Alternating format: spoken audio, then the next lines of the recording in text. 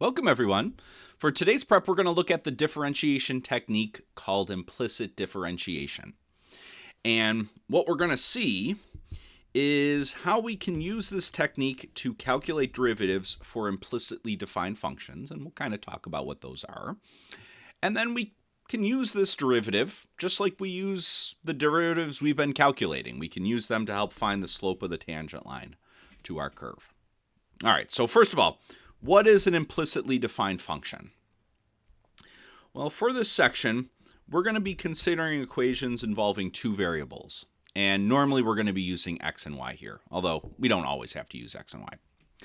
And if we take this equation can be used to define y as a function of x. And there's kind of two ways this can be done. We say either explicitly or implicitly. So those are kind of the two ways we can take an equation involving both x and y and use it to define y as a function of x. All right, so we're used to this explicit case. So let's look at an example. So the example y equals x squared minus 1. So this is where our two variable equation, in this equation there's both x's and y's, but we have y explicitly written as a function of x. So this is the explicit case. And what makes this, well, explicit is that it's in the form y equals.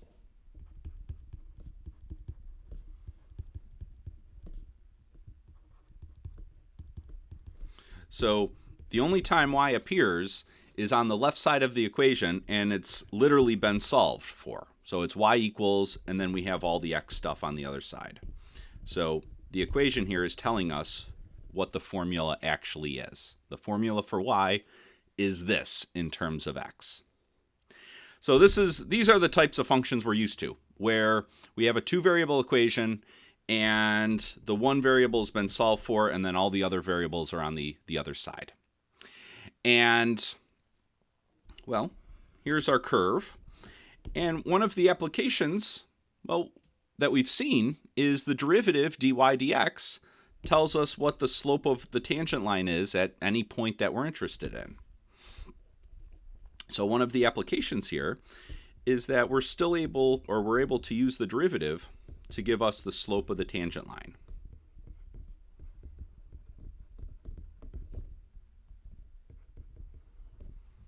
So the derivative dy dx is equal to the slope of the tangent line if we plug in the x coordinate.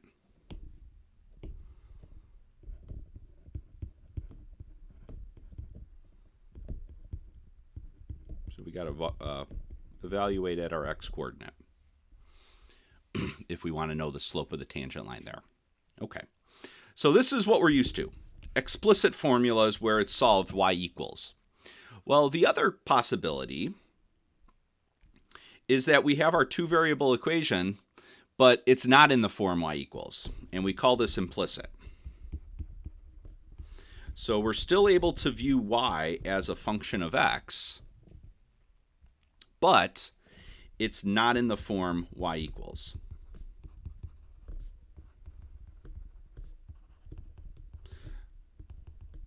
So if we look, in our example here, we have the equation x squared plus y squared equal to 4. So this is not in the form y equals. But we can still view y, variable y here, as describing a function in terms of x. So sometimes with these implicit equations like this, or these equations, sometimes we can actually solve them for y and turn our implicitly defined function into an explicit function. So in this case, we could solve for y and get a formula for what y is equal to. But sometimes it's very difficult, sometimes it's not possible. So, but we're still, even in the cases of when it's not possible to solve an equation for y, we're still able to calculate our derivative, dy dx, using the technique that we're going to look at. So we're still going to be able to look at dy dx. And it's still going to be telling us the same information. This is still going to give us the slope of our tangent line.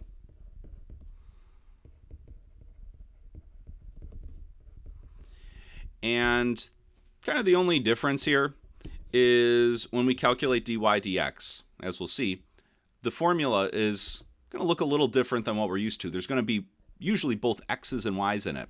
So when we pick a point that we're interested in, we're not just going to plug in the x coordinate, we're going to evaluate it. We're going to plug in both the x coordinate and the y coordinate.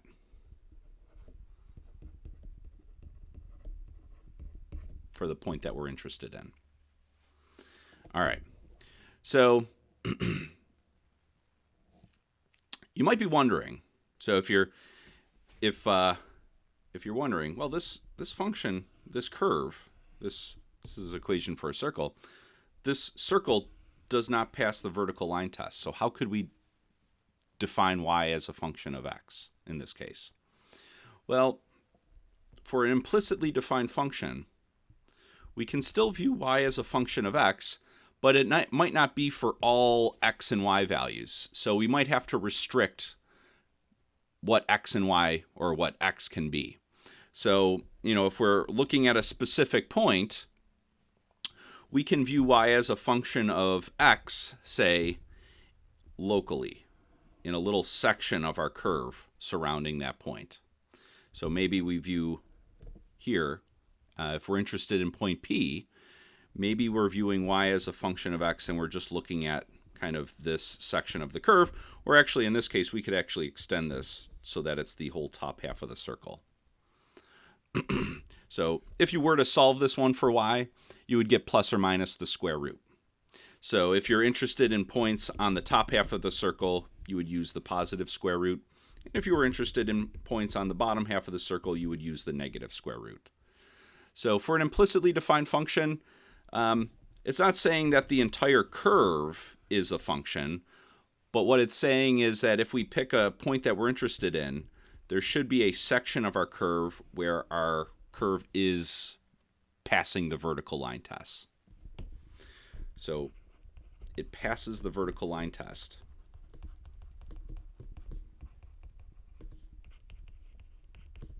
Near point P. That's all we need. So right around point P, it passes the vertical line test. Okay, so let's actually try this technique out. And when we look at an equation like this, we want to kind of consider the terms differently. So we're going to consider this term kind of differently from how we're viewing this term. So we're going to separate the x and the y terms. And so we'll come back.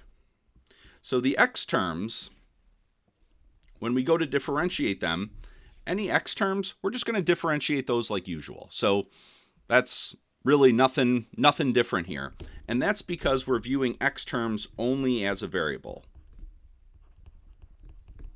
So we're viewing x only as a variable. Now, if we have a piece of our equation where it has a y term, well, we're going to do a little bit more when we differentiate y terms. So in this case, we're going to first differentiate the term like usual, but then we're going to multiply the result by y prime. And the reason why we're doing this, we're multiplying by y prime, is because we're viewing y kind of as two different things. We're viewing y as both a variable, so that kind of does the differentiate like usual part, but then we're also viewing y as a function of x. So we multiply by y prime. So y is kind of, we're viewing it as two separate things. Y is both a variable and a function.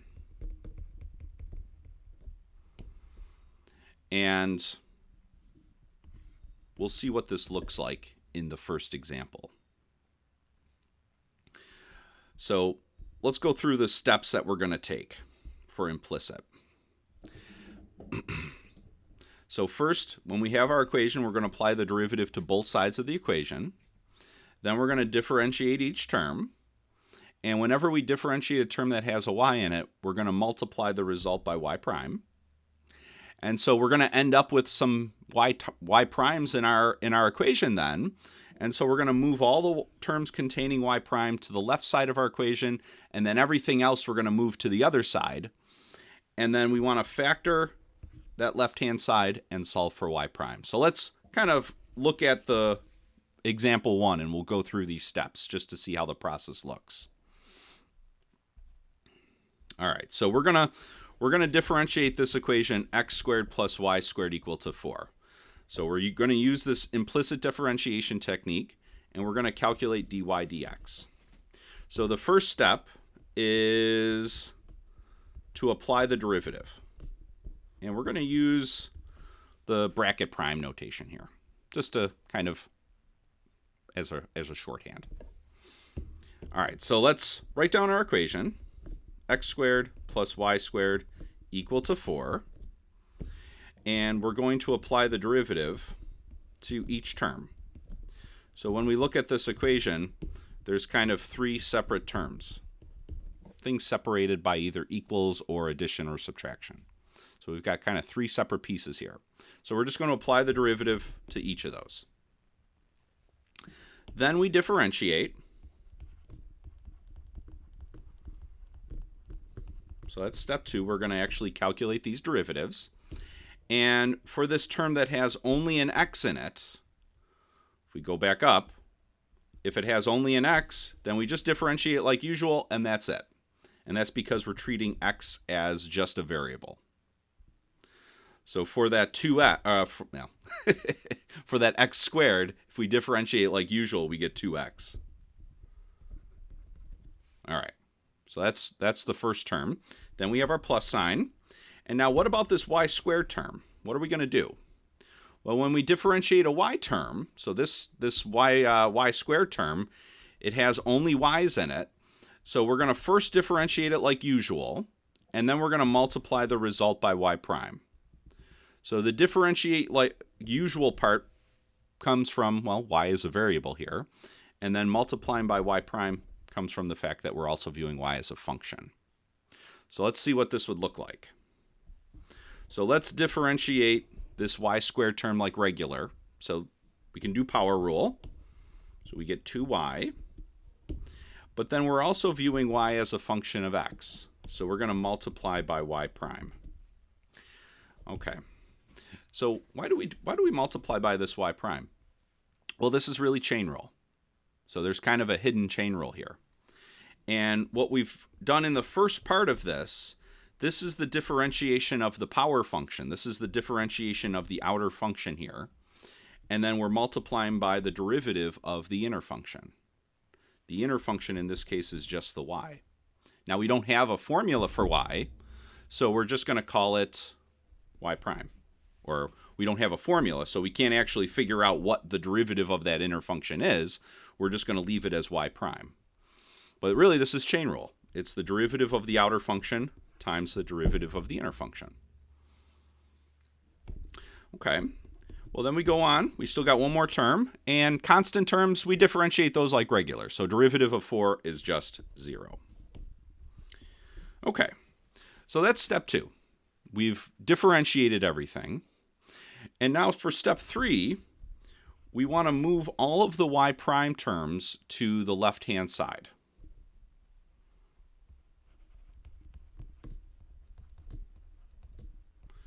So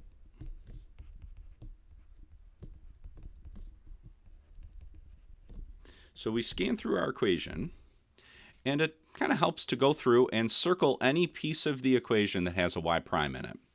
So if I'm looking, we've got kind of 3 pieces of our function here, or our equation. The first piece doesn't have a y prime, so there's no y prime there, but the second piece does have a y prime, so I'm going to kind of circle the whole thing.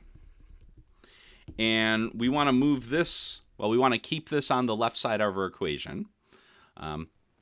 And then anything that doesn't have a y prime, we're going to move to the other side. So we're just going to rearrange the terms here so that we have 2y times y prime is equal to negative 2x. Okay. And after this step, after you've moved all the y prime terms to the one side, tricky to say, and all the other terms to the other side, then the last step is to factor and solve for y prime. So the left-hand side here, you should be, if you've moved everything over correctly, you should be guaranteed to be able to factor out y prime from every single piece over here. So in this case, I can factor the y prime out, and then I have kind of 2y left over. It's kind of already factored for us. So to get y prime all by itself, I'm just going to divide both sides of this equation by 2y. And when we do that, we get y prime is equal to negative 2x over 2y. And if we simplify, we get y prime is equal to negative x over y. And so there's our derivative. Now, the formula that we get for the derivative is going to have, usually it's going to have x's and y's in it. And that's because, well, the equation that we started with wasn't in the form y equals. So the derivative formula that we get is going to involve both x's and y's. So we didn't have a formula for what y is. All right, so then we can play the same game. We can use this derivative and use it to find the slope of the graph at any point that we want here. Well, not any point. We got to be careful. If y is equal to 0, then we might have some division by 0. But we're going to look at this point 1 comma square root 3.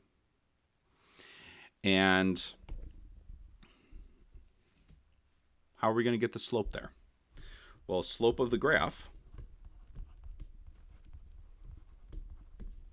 at this point 1 comma square root 3 is just going to be our derivative evaluated when x is equal to 1 and when y is equal to square root 3.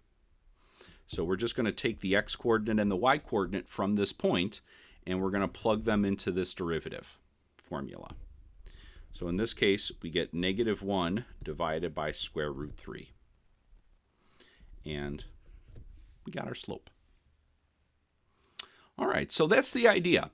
And what we're going to look at in class is what happens if we have a term that has both x's and y's in it. So we're going to look at example 2 next.